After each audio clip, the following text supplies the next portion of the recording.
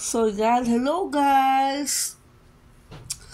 Good afternoon! Ito na ang brunch natin. Okay, what I did, I have spaghetti noodles, okay?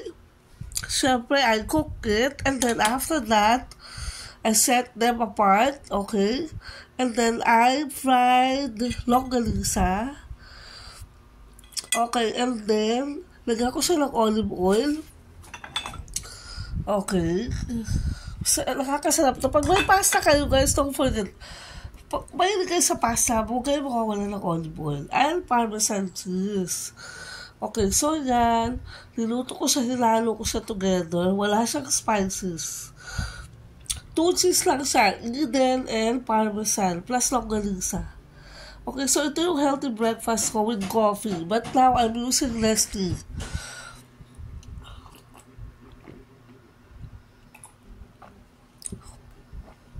Yung mga tinitimpla nyo, kung medyo may edad na tayo, 40 plus, huwag lang kayo sa matamis. Kailangan yung kape mo matabang. Yung juice mo matabang. Wala na akong asukal sa bahay, okay? So anyway guys, ang topic natin today is the educated cannot defeat by multitude. Okay, so ano ibig sabihin nun? Multitude, kahit daw gaano karami yung tao, hindi na kayang talunin yung tao na nag-iisa kung siya ay may kaalaman. Pag sinabi natin educated, hindi yung talagang nag-masteral, tapos nag-college, nag-doctorate, hindi po gano'n. Ibig sabihin, aware siya. Meron siya kaalaman. Pwede ka magkaroon ng kaalaman kahit hindi ka nag-aral, di ba? So, katulad ng mga nangyayari ngayon sa kali, guys. Di ba? Yung guy, nagigit-gitan sila ng motor. Pagkatapos, sumunod yung motor, okay, nasa video kasi to na-analyze namin sa office. Pagkagit-git ng motor, siguro nagkagit-gitan sila sa kanin. Hindi natin alam kung sino na una. Tumigil si car, and then tumigil si motor, yung motorcycle rider, and then nag-away sila. Ngayon, ito, tapos na yung gulo nila. Biglang hinabol, nung nakamotor, yung lalaki, pumunta sa kotse yung lalaki. Sabi na tapos na yung away. Pumunta sa loob ng kotse, hinabol pa rin siya ng mga nakamotor. Dumami yung nakamotor, naging 2-3 sila. Yung iba nakaabang sa paligid. So eto na, akala nila, ang plano nila, bubugbugin siguro nila yung may sasakyan. Hindi nila alam, yung may car, may baril pala. Lumabas siya, pinaputukan niya yung mga lalaki, 2 yung natamaan. Okay, as of now, nasa hospital. Hindi lang yun na, yung sobrang galit niya, pati yung asawa niya, natamaan niya sa hita. So, 3 yung tinamaan, yung isa sa dibdib. Okay, yung isa sa ulo, at yung isa sa hita. So, imagine yung nadadala ng galit natin. Okay, bakit ko na yung topic na to, guys? The multitude cannot defeat the educated. Meron mga tao na tahimik lang sila. Nagtitimpi lang pala yan. Meron pala yung malalim na iniisip. Meron pala siyang maraming problema. Meron pala siyang dilahadamdam. O kaya broken-hearted siya. O kaya marami siyang utang. O kaya meron siyang kinakaharap na kaso. Okay. So, ito ngayon. Inaway mo. Yung galit na doon sa kaaway niya, sa'yo napunta. So, nabaril na yung 3 tao. Okay, this is out of anger. Alam ka naman tuwa-tuwa siya, kaya na nabaril, di ba? So, yung buhay, hindi mo babayaran niya. Sabi nga na sa video, hindi mo babayaran niya. So, imagine, yung consequence doon, makukulong siya because galit siya. Na-trigger siya eh. Ito yung palati ko sinasabi sa mga client ko sa life coaching. Lahat ng tao na masasalubong mo sa kanya, para yung basura. Para yung isang ng basura. Ngayon, pag tinabig mo yan sila, ilinis mo, ginalit mo, itatapon na lahat sa yung basura sa loob na. Sa'yo mapupunta. Ikaw yung ano ba tawag sa Tagalog doon? Ikaw yung anuhan na. Kasi lahat ng tao, they have to, kailangan meron tayong sense of release. Diba? Sa psychology, meron tayong tinatawag na release ng tension o release ng problema. Okay, makinig ka ng music. Sumayaw ka. Makipagkwentuhan ka.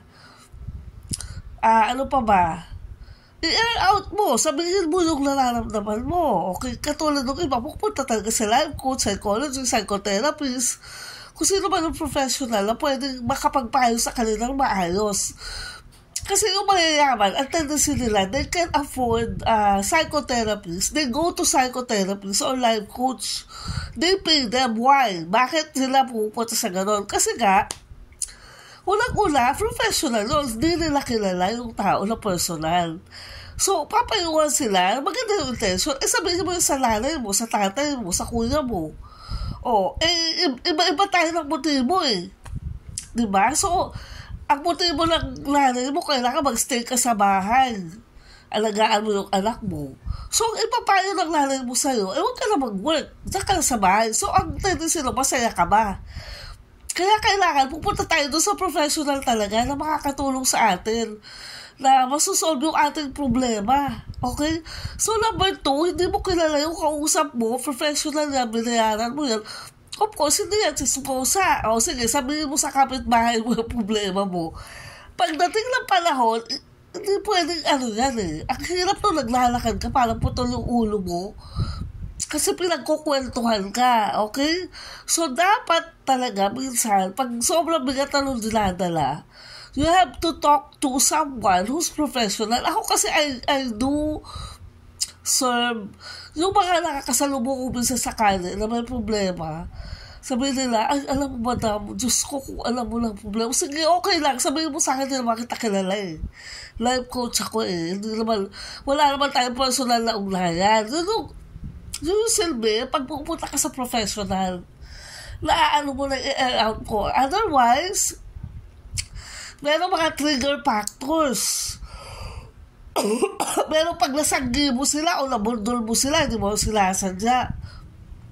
Ayaw pala nila lang gano'n. Big deal pala sa kanila yun. Kasi lagi siya tinutulak-tulak sa bahay nila. So, feeling na naaapi siya. So, ang tendency nung gagantihan ka nun, itutulak ka lang malakas hanggang dumugo ng ulo mo. Parang gano'n. Okay? So, every one of us has trigger, tinatawag nilang red button. Diba? Yung mga teacher natin, don't push my red button. Alam mo kung paano ako magalit. And gano'n. Okay? So, you know your red button.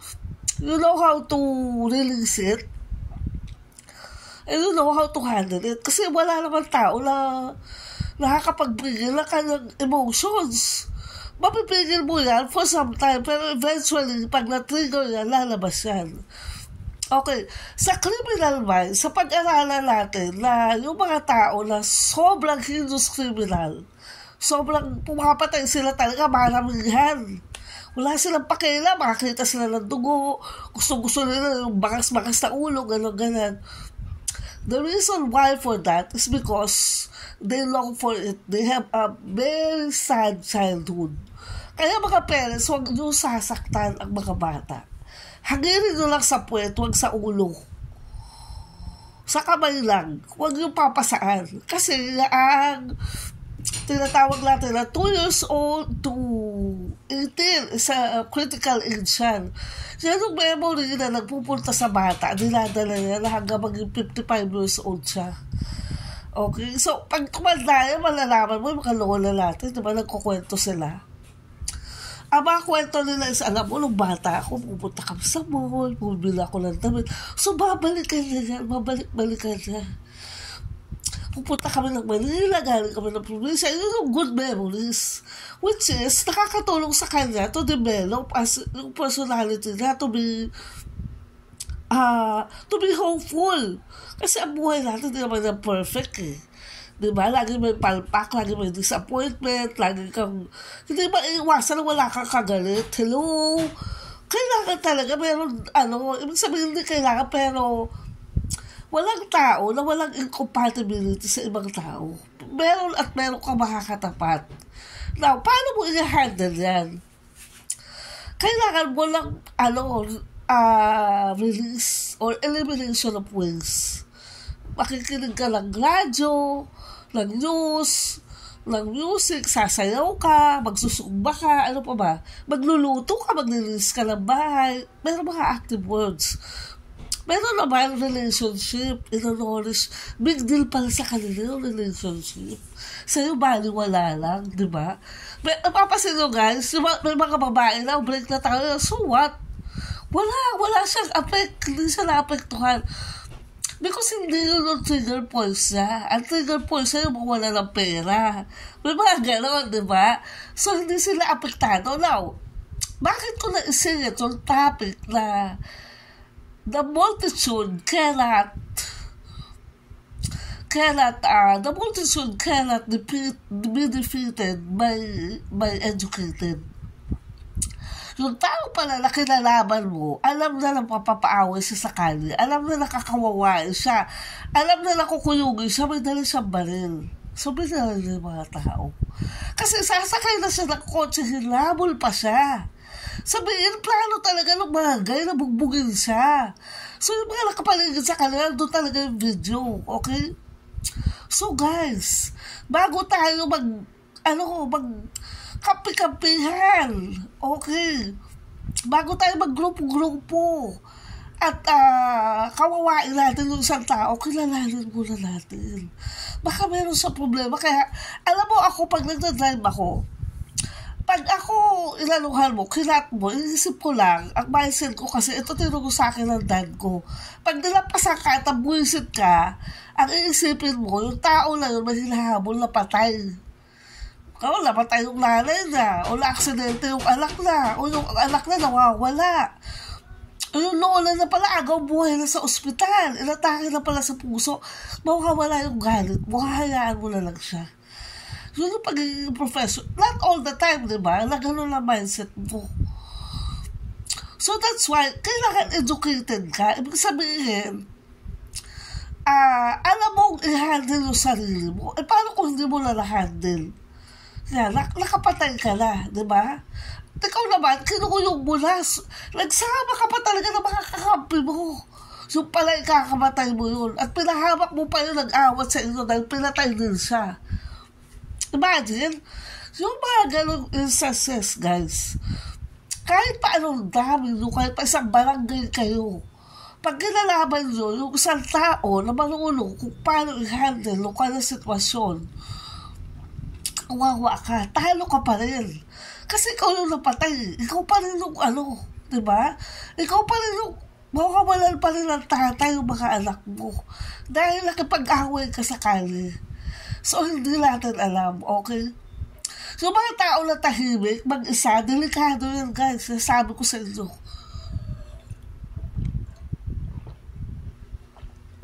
Sila yung mga tao na sinasabi nga nila, sa Korea kasi meron tinatawag na may dugo, meron sa criminal tendency.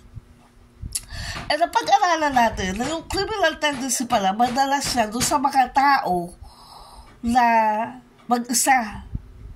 Kasi ang galing na magplano. Napaplano niya. At wala namang aawat sa kanila dahil wala naman siya kausap araw-araw. Okay, so yun yung tendency na kailangan natin na bantayan. Okay, parang yung tubig. Yung tao daw parang tubig. Pag tahimik ka, malalim. Pag maingay yan, mababaw. Pag puro alon yan, mababaw pa rin yan. Naguslas yan. Tumatama sa buhangin yung tubig. Maingay. Mababaw yan. Pero kung malalim yan, delikado yan. Diba? So, ganun lang guys, no? So, isipin natin na tigilan na yung kapi-kapihan. Tigilan na natin yung grupo-grupo, bully-bully. Diba? Meron mga, may estudyante, katulad yung estudyante, diba, silaksak siya? Kasi binubuli niya. Siguro may mga kasama pa siya binubuli na pinagkukuyungan na yung bata. This is not about gender, guys, ha? Kung bakla o tomboy o babae o straight yung pumatay. Napakla siya minsan pagtutulungan siya kasi walang away na nag-start na sobrang galit na. Diba? Pinagbantaan na yung kaklase na. Yung pala, malalim yung galit na, naiipon na. Pagkita na, sinaksak na. Nakatakbo pa yung bata.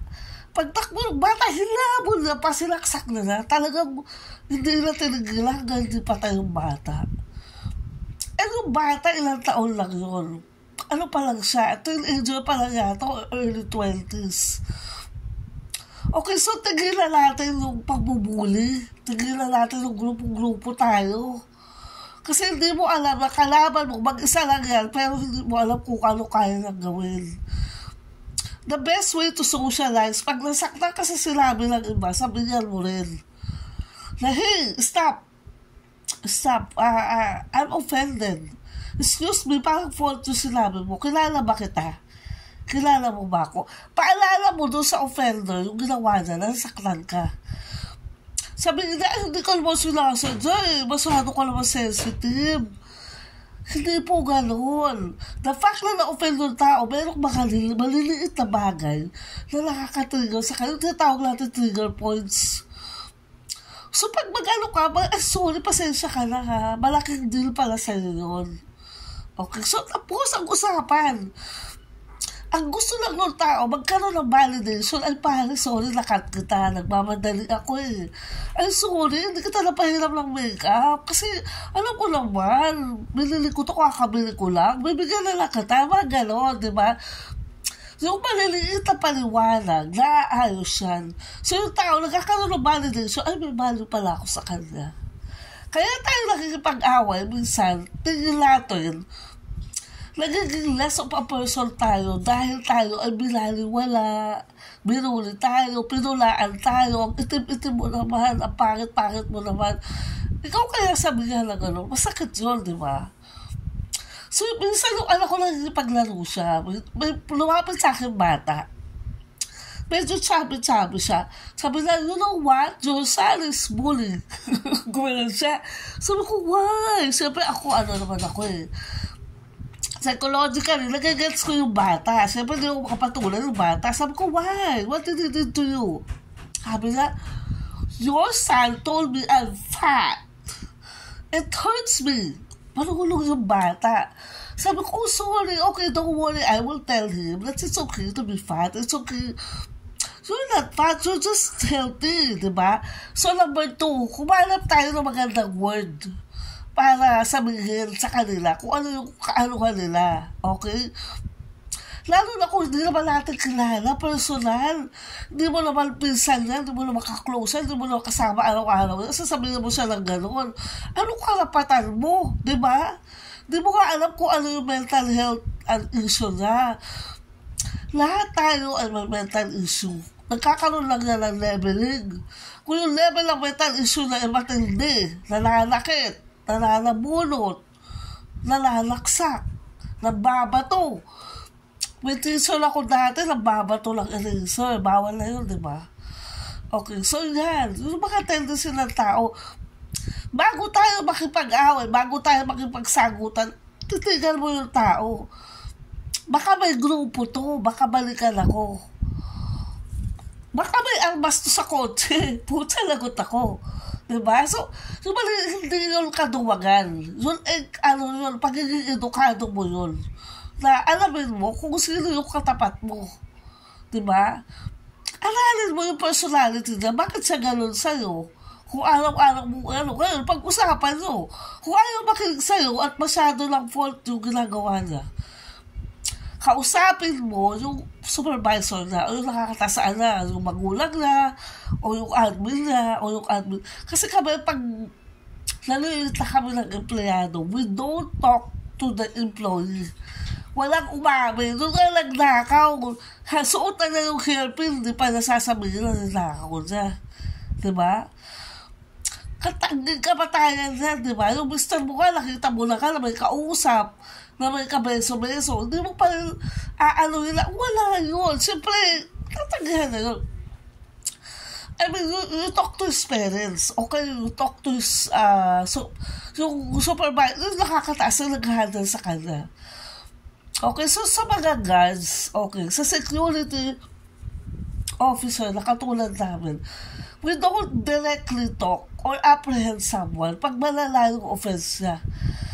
Mas matindi yung gagawin namin. We talk to the admin office. Patawag mo yan dito kasi sinira yung basurahan namin. O kaya sinulatan na yung wall. O kaya nag-inuman siya dyan sa tabi ng building. Bawal yan, public yan. O kaya nabubuli yan ang mga dumadaan dito. Lahat ng babae, ino-okray na, nagsusumbog na yung mga ibang officer. Pakisabihan ho na kung meron siyang comment na hindi maganda, ibulog na lang sa sarili niya. Kasi yung iba na-offend. Diba? Lalo na, alam mo, dyan nagsisimula yung away sa school, yung mga paninigan.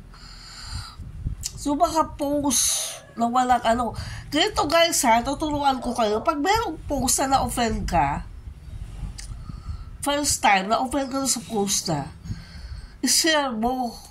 I-share mo. Ibig sabihin, hindi ka apektado. Wala akong pake sa'yo.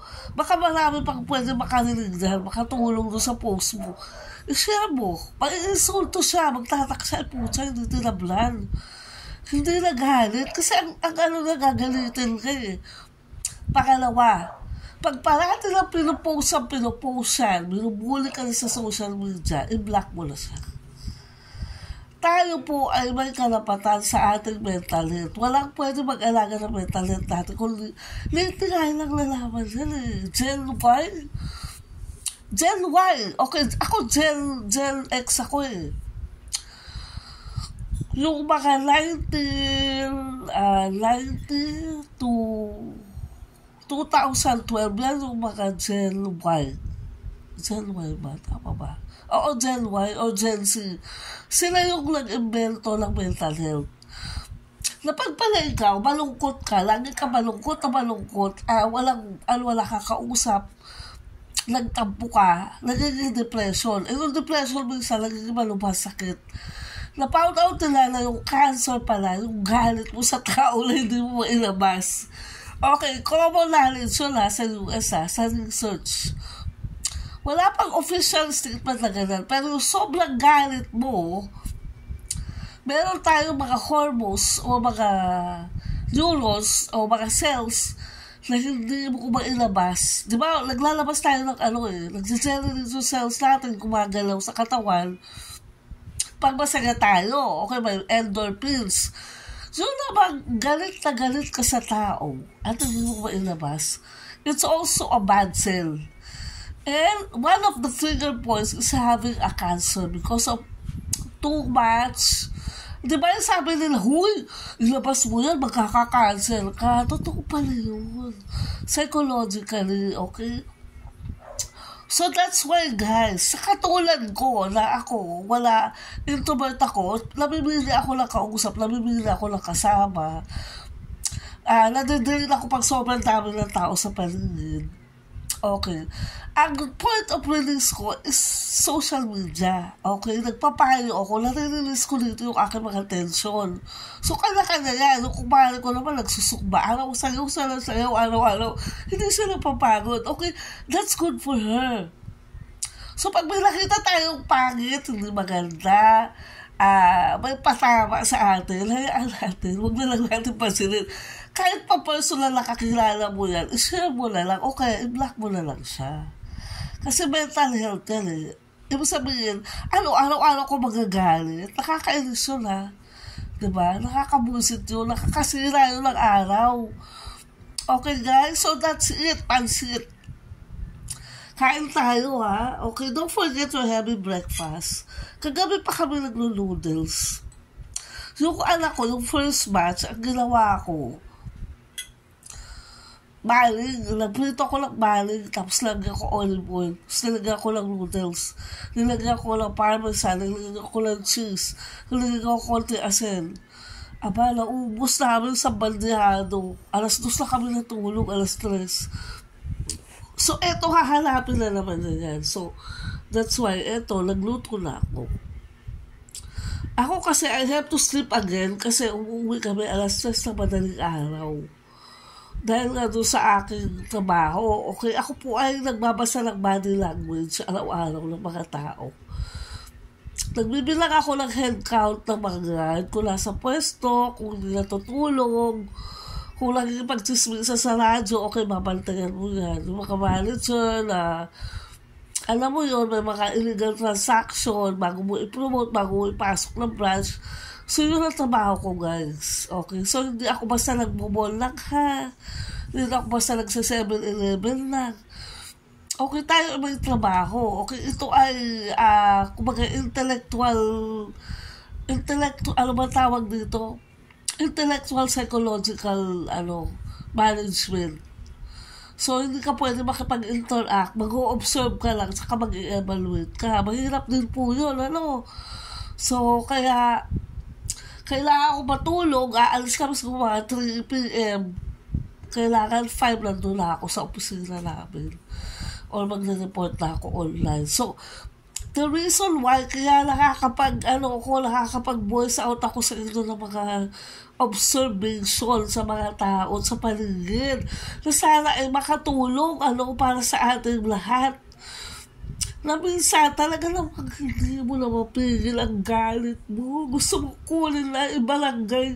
Gusto mong hilahin. Ilagay doon sa yung ulo na putulin at ilagay doon sa desk ng balangay. Pucha, nabubulabog na to. Wala na tayong magagawa. Okay, it's part of life.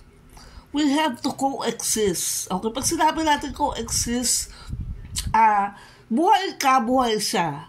Pero magkaaway tayo. Pero buhay siya. Buhay mo siya, huwag mo siyang patayin. Hayaan mo lang siya dyan. Okay, may darating na karma sa kanya, may darating na karma sa'yo. Walang perfecto. Okay? So, basta iwasan natin yung mga against the law, ha? Let's be law-abiding citizens para sa ating, we go forward to middle class, to be rich. Sabi nga nila, to be rich. To be a beautiful person, okay? So, kailangan natin lang, hindi lang malawak na pag-unawa. Yung edukasyon din, yung awareness din, yung kamalayan natin. Okay, meron tayong mga kandidato ngayon na nagsusulong ng kamalayan, yung awareness. Importante na pag yung tao, alam niya, may alam siya, meron siya knowledge about it, not necessarily background or history about something, kaya lang i-handle yung sitwasyon. And imagine pag gano'ng kadami yung tao na aware, na sila, na alam nila, edukado sila, decente sila, maayos silang kausap, wala silang illegal na gawain, abay di asaya ng mundo, diba? Nagko-coexist kayo. Kahit may mga kaso-kaso kayo sa lupa o kung ano mga property yan, you have to coexist. Huwag natin ilalagay sa kamay natin ang batas. Iwasan natin makasakit ng kapwa. Kung mainit ang ulo mo, gumawa ka ng paraan para mawala yung init ang ulo mo. Huwag mong ilabas doon sa mga tao na hindi mo naman kilala dahil hindi mo ka alam yung trigger points nila. Sila din, gano'n din sila. Meron din sila mga trigger points. Meron din sila mga tinatagong baho. Huwag natin palabasin yung basura sa loob ng kanilang dibdib. Sa kanilang utak. Okay? So guys, let's all be beautiful inside and out, okay? Use gentle words, okay? Use beautiful words. Instead na sabihin mo na mataba, okay, sabihin mo na lang bulaftos o healthy. Instead na sabihin mo payatot, may sakit, mukhang may tuberculosis, sabihin mo na lang slim. So, instead na sabihin mo negro, long, itim, sunog, sabihin mo na lang rich skin. Okay? Or olive skin.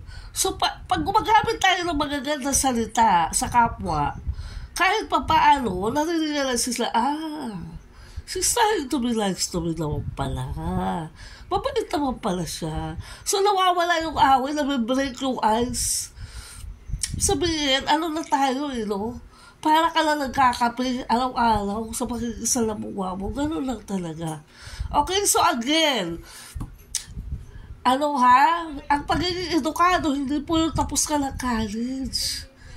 Okay, yun ay, ibig sabihin ay, ang pagiging edukado ay, alam mo, may awareness tayo guys, okay? May kaalaman tayo, kahit di tayo tapos sa college, kahit di tayo nag-aaral. Basta aware ka sa iyong ginagawa, ay magiging masaya ang buhay. Okay? Kalmado lang tayo. Alright, so again, this is Coach Mary for my blog. See you again on the next brunch and breakfast. Stay beautiful.